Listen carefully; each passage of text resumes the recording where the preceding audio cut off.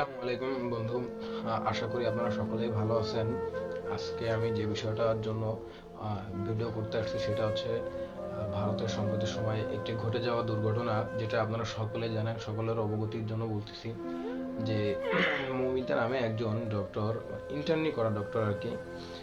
তিনি টানা 36 ঘন্টা ডিউটি করার পরে তিনি যখন বিশ্রাম করতে তার কক্ষে যান, আর তার কিছুক্ষণ পরেই একদল, মানে তাদের তো মানুষ বলা যায় না, কুকুর বা পশু জানোয়ার এদের থেকেও খুব খারাপ, তারা তার রুমে এসে তাকে ধর্ষণ করে। সে ধর্ষণের শিকার হয়। শুধুমাত্র ধর্ষণের শিকার হয় তা নয়, তাকে মেরে ফেলাও হয়। কতটা নির্যাতন করলে আপনারা একটু চিন্তা করে দেখেন যে একটা মানুষের চোখ থেকে রক্ত বের হয়ে যাওয়ার মতন ঘটনা ঘটে। তার যখন পোস্টমর্টম করা হয়, ভারতের তথ্য অনুসারে, নিউজ তথ্য অনুসারে ঘটনাটি, মানে আমি জানতে পারি যে তার যখন পোস্টমর্টম করা হয় তখন তার চোখ থেকে মানে রক্ত বের হয়ে যাওয়ার মতন এই পরিমাণে লাল হয়ে গেছিল, এবং তার শ্বাসরোধ করে তাকে মারা হয়। যে বিষয়টি আহ, প্রত্যেকটা মানুষের হৃদয়ে আঘাত আনে বা প্রত্যেকটা মানুষের হৃদয়কে নাড়া দিয়ে যায়, সেটি হচ্ছে গিয়ে যে একটা মাত্র দেহ, আর সেখানে 18 থেকে 20 জন মানুষের স্পর্শ পাওয়া যায় এবং 113টি কামড়ের চিহ্ন পাওয়া যায়। ওই একটি শরীর থেকে 113টি কামড়ের চিহ্ন পাওয়া যায়। তাহলে এখন একটু চিন্তা করে দেখেন যে কতটা নিকৃষ্ট হইলে মানুষ এই ধরনের ঘটনা ঘটাইতে পারে। আসলে আহ, এই ঘটনার প্রেক্ষিতে একটা ঘটনা আমি একটু বলি ছোট করে।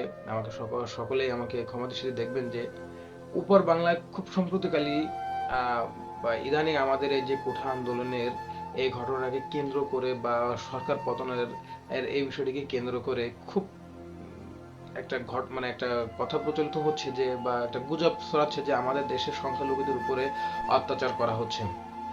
হিন্দুরা এর প্রতিবাদ করতেছে। আরে ভাই, আপনার দেশের একজন হিন্দু মেয়ে, তার প্রোটেক্ট আপনারা করতে পারেন না, তাহলে আমাদের দেশের আর সংখ্যালঘুদের নিয়ে আপনাদের কেন এত চুলকানি? আগে নিজের দেশের মেয়েদের, নিজের দেশের মা বোনদের প্রোটেক্ট করতে শেখেন, তারপরে অন্য দেশের সংখ্যালঘুদের হোক বা হিন্দুদের নিয়ে হোক তখন আপনারা কথা বলেন। যাই হোক, এটা আজকের আমার বিষয় না। আমি বলতে আসছি এই কথাটা যে কতটা নিকৃষ্ট হইলে একটা মানুষের উপরে এরকম নির্মম নির্যাতন করা যায়। একটু চিন্তা করে দেখেন আপনারা। ওই মৌমিতার শরীর থেকে 150 গ্রামের 150 গ্রামের মতো অনেক সিমেন্ট পাওয়া যায়, মানে যেটাকে বীর্য বলা হয়। তাহলে হিসাব করে দেখেন, স্বাভাবিক অর্থে একটা পুরুষ, মানে সক্ষম পুরুষ, তার বীর্যের পরিমাণ থাকে হচ্ছে 6 থেকে 7 গ্রাম মেবি।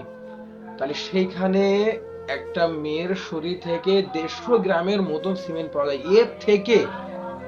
এর থেকে আর কোন নিকৃষ্ট ঘটনা কি হতে পারে বলেন ভাই? আমি যখনই ঘটনা জানতে পারছি তখনই আমি, মানে আমার চোখ থেকে কেমন যেন অঝরে পানি ঝরতেছিল যে একটা, মানে একটু চিন্তা করে দেখেন মৃত্যুকালীন ওই মেয়েটার অবস্থা কেমন ছিল, কিভাবে চিৎকার করতেছিল। সে হয়তোবা লাউডলি চিৎকার করতে পারছিল না, কিন্তু তার অন্তরের ভিতর থেকে বুক, মানে আহ, এমন ভাবে আওয়াজ হচ্ছিল সে, যেটা হয়তোবা তখন কেউ শুনতে পায় নাকি, এখন এখন এখন মানে অনুভব করতে পারতেছি আর কি, এরকম একটা বিষয়। তা যাই হোক, আমরা এই বিষয়টাকে আহ, ঘৃণ্য একটা বিষয়, ঘৃণিত একটা বিষয়। এই বিষয়টাকে আমরা কেউ সাপোর্ট করি না। সকলেই আমরা রেপিস্টের বিরুদ্ধে, আমরা সবাই। ইতিমধ্যে খুব দ্রুতই আর কি ভারতের যে প্রশাসনিক ব্যবস্থা আছে তারাও এই বিষয়টির উপরে জোরদার দিচ্ছে। তা কি হয় আগামীতে যতটুকু জানতে পারবো আপনাদের অবশ্যই জানাবো।